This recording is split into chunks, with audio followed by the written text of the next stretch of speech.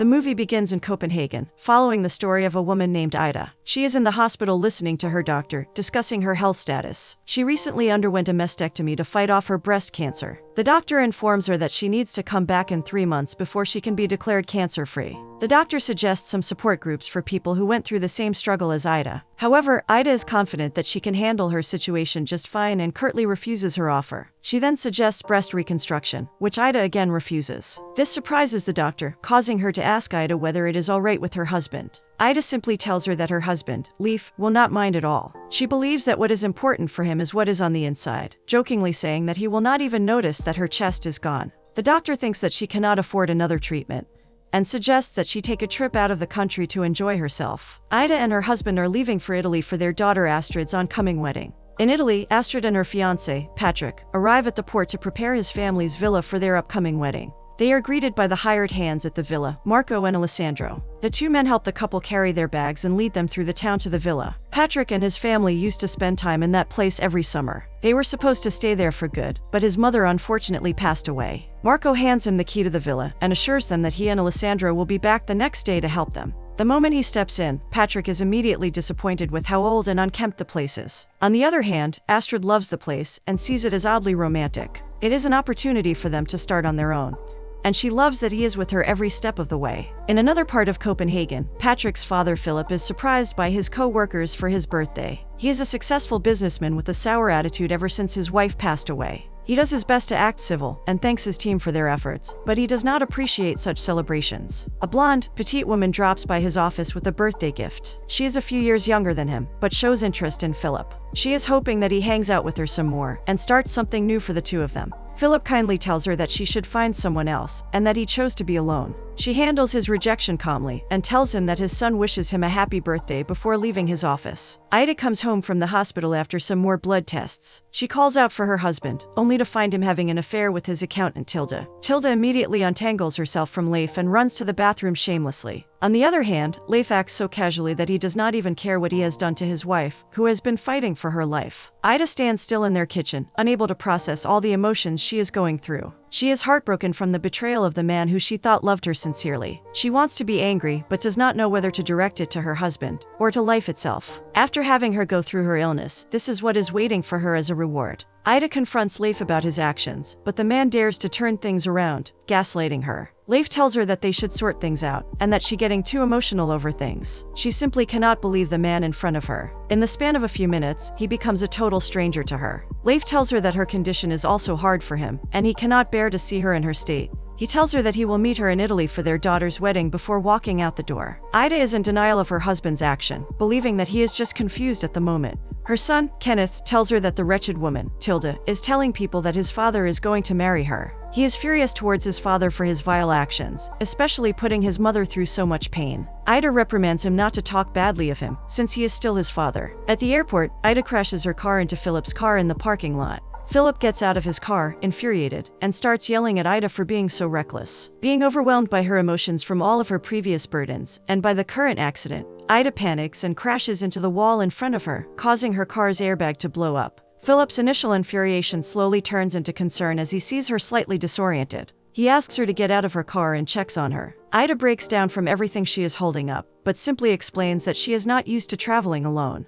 She apologizes to him profusely, saying that she needs to catch a plane to Italy for her daughter's wedding. This quickly piques Philip's interest, and he asks for her daughter's name. Soon, they both realize that their children are getting married. Philip tells her that they will settle the accident after the wedding and leaves her be. Ida tries catching up to him, but he does not want her around. Unfortunately for him, Ida inevitably finds him inside the airport waiting for their flight. She joins him at his table, but assures him that she will not bother him. Although Philip is annoyed with her, the two of them go through their travel to Italy together. When they land at the airport in Italy, Philip hurries Ida along, since their car is waiting for them. However, her luggage has not arrived yet, and soon they realize that it must still be in Copenhagen. This puts Ida in a dejected mood during their car ride to the villa. It does not help to hear Philip being rude to his employees over the phone. She finds his personality a bit unpleasant, while Philip thinks that she is a bit of an airhead. The two finally arrive at the villa. Astrid is standing on the balcony of the second floor when she sees them arrive. She hurriedly runs down to hug her mom. Patrick hears the commotion and follows his fiancée. After exchanging pleasantries, Astrid leads her mom inside to help her get settled. Likewise, Patrick helps his dad with his luggage. The moment Philip stood in front of the door, memories with his wife filled his longing heart. The pain of losing her has never left him, and going back to that place only triggers his memories with her. In their room, Astrid shares her second thoughts with her mom. She asks her how she knew back then that she was going to marry her father. Ida simply tells her that she is just fond of him, and that having her thoughts is alright and normal, because life is full of uncertainties. As Philip and Patrick enter the villa, Patrick notices that his dad does not seem too well. He asks whether he is feeling alright, suspecting that being in this place only makes him miserable. Philip assures him that he is just tired from his long trip, and it is nothing to be worried about. Patrick leads him to his room and expresses how delighted he is that his dad is there for his wedding. The moment his son leaves him in his room, all the sadness dawns on Philip like a broken dam. It still pains him like the day he lost his wife, and this place holds all their treasured memories together. That night, Ida and Patrick have a hard time falling asleep. Patrick cannot get his late wife out of his mind, or the sorrow it brings to his heart. Meanwhile, Ida is still thinking about her pathetic husband, hoping that everything will magically turn better for the two of them. The next morning, Astrid wakes up early and tries cuddling with Patrick. She is disheartened to see his disinterested reaction, especially since they are going to be married soon. Later that day, her disappointment only grows further when she finds him with Alessandro lounging at the rooftop, while she is busy preparing for their wedding and entertaining the guests. Friends and families arrive at the villa to celebrate Astrid and Patrick's upcoming wedding. Astrid introduces her mom to Patrick's aunt, Benedict, and her daughter, Alexandra. Benedict has long, fiery, curled hair. She has an outgoing personality and immediately starts making small talk with Ida. Astrid leaves them to entertain other guests, while Alexandra simply does not want to be there. Benedict pokes fun at Philip for being a grumpy old man, which Philip shrugs off. Leif suddenly arrives and greets his daughter. Astrid is about to walk up to him when his wretched mistress arrives behind him. Ida cannot believe the insolence of her husband. She walks up to him to confront his actions, but Leif remains remorseless. She splashes him with her drink and walks out of the party, feeling betrayed and depressed. Meanwhile, Leif and his mistress have the nerve to act like they are the victims. Astrid cannot believe that the man she calls father is so heartless that he could have done this to her mother. She pulls him aside to talk to him privately, but he still insists that everything has been hard for his mental health. Meanwhile, Tilda starts introducing herself to the guests as Leif's fiancée. Ida decides to go for a swim in the nearby cove to clear her mind. Philip is walking around when he sees her from afar. Concerned, he checks her out without knowing that it is Ida. When he gets closer to the shore, he sees her clothes and wigs on the ground, and realizes that it is Ida. He calls out to her, encouraging her to get out of the water, as it can be dangerous because of the current. Ida shyly gets out of the water. Philip offers her his coat to keep her warm, and they walk back to the villa together. They pass by the lemon and orange groves on their way back, and Philip tells her all about it. They discover a newfound joy with each other, seeing that there is more to the other than meets the eye. They arrive back at the villa just in time for dinner. Benedict is surprised to see them together, especially seeing Ida wearing Philip's coat. She shrugs it off and kisses Philip on his cheeks. Astrid and Patrick are seated across from each other. Alexandra is there against her will, and Leif and his mistress dare to join them for dinner. Ida decides to ignore them as Benedict stands up to propose a toast. She gives a little speech with almost nothing to do with the couple, and revolves more around her admiration for Philip. She tells everyone how wonderful of a person he is, and this celebration would not be possible without him. He has always been there for her and her daughter. She sees herself as Patrick's second mother. She half-jokingly claims that there was something special between her and Philip, until her sister Elizabeth stole him from her. There is a huge toast after her speech. Patrick accidentally spills some liquor onto Astrid's dress. He brings her away from the dinner table, and the two of them head to the kitchen laughing. He apologizes to her again and wipes her dress vigorously. Astrid assures him that it is all right. Alessandro comes to their aid and leads Patrick's hand to show him how to clean her dress properly. Ida notices him gazing fondly at his friend, but doesn't comment on it. Deeper into the night, Astrid finds Patrick on their bedroom balcony. She makes an intimate advance towards him, but Patrick stops her apprehensively. She half-jokes that they can get intimate, since they are already getting married. Patrick does not budge and suggests that she go back to sleep. The next morning, the whole company is taking a walk in Philip's property around the mansion. Ida is wearing a tight midi dress, patterned with different shades of roses. Philip notices her and says that she looks different. The two of them are having a light conversation, until Leif inserts himself. He casually inquires about the land, and mentions how much money Philip must have been making off of it. Meanwhile, Tilda steps beside Ida and tells her that she can lend her some of her clothes, if her daughter's clothes do not fit her. In return, Ida can help her with her hair. She believes that it can be a bonding experience for the two of them. Seeing her mother uncomfortable, Astrid steps in and asks Tilda to buy more things for the party, while she brings her mother along for shopping. After Ida and Astrid are done shopping, they see Philip all by himself at a cafe. Ida walks into the cafe with a delighted smile. She offers to treat him to some coffee before joining him at his table. She excitedly shows him the dress her daughter bought for her, and Philip agrees that she will look beautiful in it. Ida inquires about his late wife, Elizabeth, and how they met. Philip smiles at the memory of her, recalling how they met there in Italy. She unfortunately passed away from a car accident on a rainy day. The woman who was involved in the car crash soon met up with him and Patrick, bawling and apologizing. But that never took away the pain Philip felt in his heart. Later that night, Benedict shows up in Philip's room, trying to make romantic advances on him. She welcomes herself inside, but Philip quickly turns down all of her attempts and sends her out with a simple goodnight. Early the next morning, Ida calls her hospital to consult a lump she feels on her neck. She fears that it might have grave implications and wants to make sure about her condition. In another part of the city, Philip is at the barber shop for a haircut, following Ida's suggestion. It is the day before Astrid and Patrick's wedding. More of their friends and family arrive at the villa, greeting the couple with hugs and kisses. Kenneth arrives with a broken arm from his training in the military. Astrid is thrilled that her brother is there to celebrate with her. However, she warns him of the situation their father has created, bringing his mistress uninvited. Kenneth is immediately furious, and if not for his injury, he could have taught his father a lesson for disrespecting his mother. Ida calms him down and simply invites him to escort her to the gathering. Ida looks magnificent in the red dress Astrid bought. Philip sees Ida and compliments her on her dress. Benedict interjects, saying a backhanded compliment about how pretty Ida is, and how they spent Philip's money on it.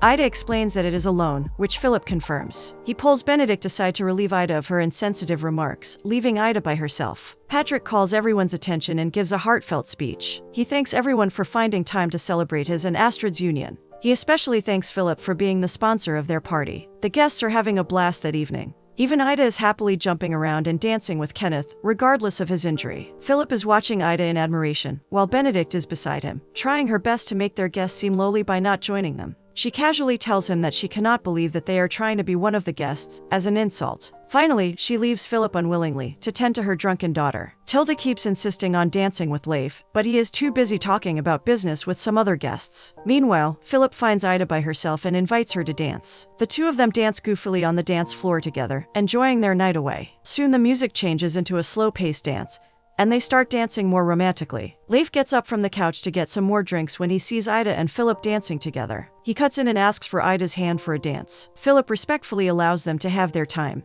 However, Ida appears uncomfortable with him. Leif starts swaying her around roughly, thinking that his performance is spectacular. Ida tries telling him to stop dragging her around, but he hears none of her pleas. When Kenneth sees this, he is immediately filled with boiling rage. He runs at his father, pulling him away from his mother and slamming him to the floor. He goes on to tell him how worthless of a father and husband he is, before punching him in the face. Ida and Astrid stop him from escalating the situation even further, and Kenneth walks out of the villa. Ida follows him out, with Philip behind her. However, Kenneth is walking so fast that she is not able to catch up. Philip catches up with her and gleefully tells how her husband deserves what happened to him. Ida apologizes for the ruckus her family has caused, and explains that things have just been tough on them for a while. Seeing her miserable breaks Philip's heart. He takes her hand and caresses it, assuring her that there is still more waiting for her. His sudden kindness takes Ida aback. She starts seeing that there might be something blossoming in Philip for her. This moment between them is unfortunately cut short when Benedict comes looking for Philip, bad-mouthing Ida's family. To her surprise, she finds Philip standing with Ida in the garden.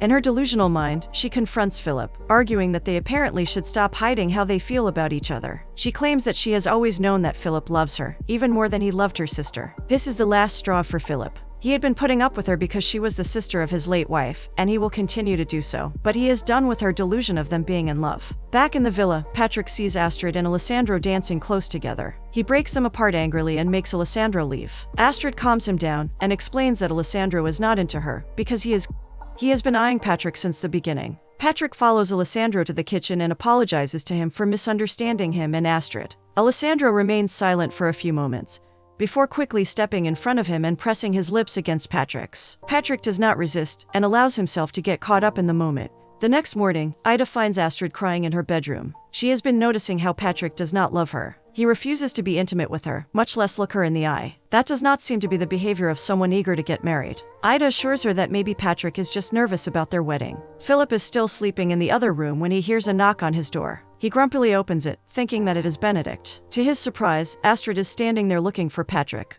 His irritation immediately turns into concern. He asks her what happened, and she simply explains that he is just gone. Philip hurriedly gets dressed and goes out to look for his son. He finds him at the base of the cliff near the mansion. Patrick is sitting on the shore inside the small cave. Philip approaches him to inquire what is going on with him. Patrick's emotions finally burst out. Ever since his mother passed away, everything he does is to make his father happy. He admits that getting married is a stupid idea, as he was only hoping to bring his father back to his childhood home. He had lost himself trying to please his father, and he does not even know what he wants anymore. Philip tries to offer his help and reassurance, but Patrick simply wishes to be left alone. That afternoon at the ceremony, Patrick and Astrid announce that they are no longer getting married. Astrid is heartbroken, coming from the relationship that she had dreamt of. She tries apologizing to their guests, explaining that she and Patrick are not fighting or anything. They just believe that they will not be happy with each other. She tells them that there is no one to blame. However, Patrick takes responsibility for his dishonesty and apologizes to her. Everyone is silent until Tilda insensitively breaks it, asking what are they supposed to do now. She dares to inquire whether there will still be a buffet waiting for them. Astrid sharply tells her that they are free to do whatever they want.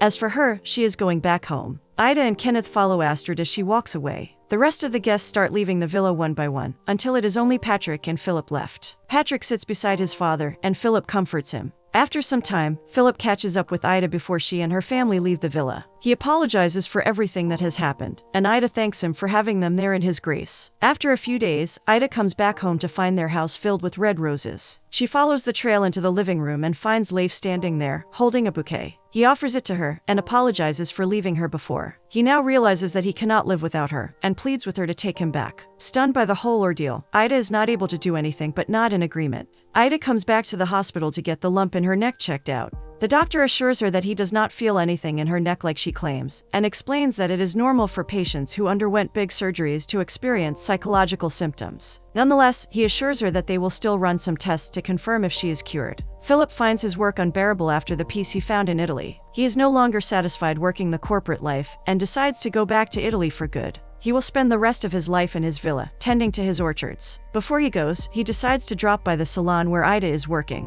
He tells her about his plan, and asks Ida to come visit him in Italy. Having conflicting feelings, Ida emotionally tells him that he does not want to be with someone like her. She has a chaotic life, and on top of that, she is not sure how long she still has, with her cancer. Philip proclaims that he does not want to be with anybody else but her. However, Ida simply asks him to leave. After some time, Ida is sitting at her house, contemplating. She finally realizes that she does not want to be with Leif anymore, after everything that has happened. Their relationship cannot be saved, and she decides to leave. Ida travels to Italy to be with Philip. Together, they open the result of Ida's condition from the hospital. Before they read it, Philip assures her that no matter what the result is, he is grateful that she is there with him, and will be glad to be with her for the rest of their lives, whether it be for a long time or not. He presses his lips against hers. They read the result of the letter, smiling at the good news, and share an emotional kiss.